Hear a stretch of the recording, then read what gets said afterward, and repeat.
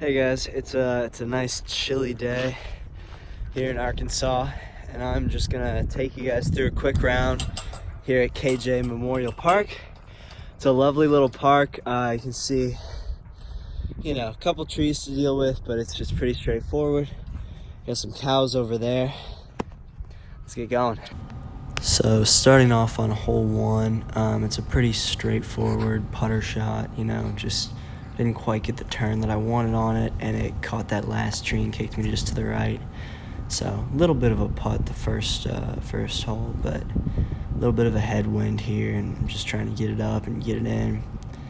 Came out very shaky, but manages to sneak into that basket. So start out with a solid birdie. You don't want to miss that hole. Hole two is a little bit tougher. You've got a path on the right side. The hole is about 270, just down the middle. I'm taking just about the most overstable D1 I have.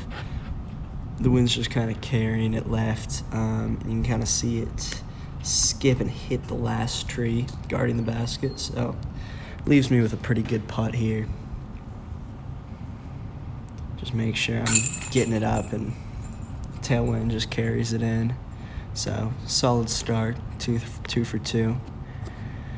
Hole three is really straight, less than 200 feet, just a straight putter shot, and I just release it on too much hyzer with a tailwind, and it never really comes out of it, catches a late tree, and leaves me outside, circle two putt here. With a little bit of tailwind, I got a little too aggressive and just go a little long, but pretty simple comebacker here, just making sure that I don't fall victim to the headwind. So not the one you want to miss, but that's okay, we're moving on. Hole four is pretty long. It's getting near 300 feet, little uphill, little headwind.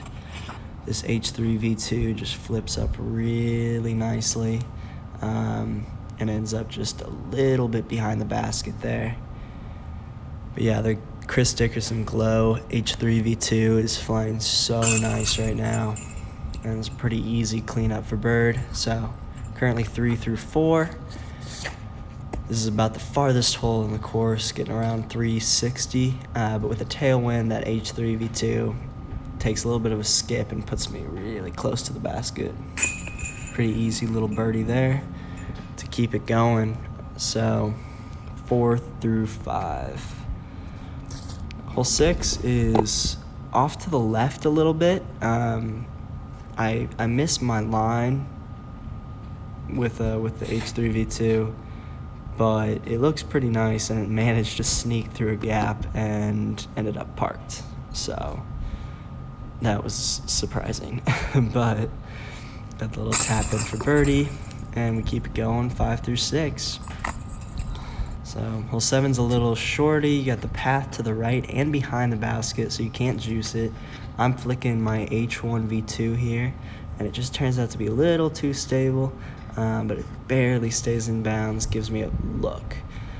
So here I've got a little bit of tailwind. I got OB behind the basket, so I can't airball, and I was really happy with that one. Put it up pretty high, but it caught it and brought it down. So that was a nice one. I was excited to get that. Keep me at 6 under through 7. Hole 8's just a little hyzer. You've got OB long if you really, really juice it, but this is a King of the Forest Seppo PA1, and it almost aces, goes a little bit long. I'll have kind of a headwind comebacker, which not ideal, but that's okay. I ace ran it pretty good. So I'm really just trying to put a little extra spin on this one, keep it low out of the wind, and it just keeps it up enough to put it in the basket, and that veteran catches nicely. Right now I'm putting with the PA3, and it's awesome. So here's hole 9. You got a Mando. You pretty much have to flick it or play a turnover, so I'm flicking by far the best D2 I have right now. Put a little hyzer, and you can see it just got a skip, and it just kept pushing and getting close to the basket there. Gave me a little tap in. That was a nice front 9.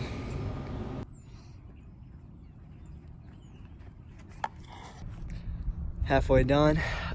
It's pretty chilly, but I set the course record for the best 9 hole there for 8 under.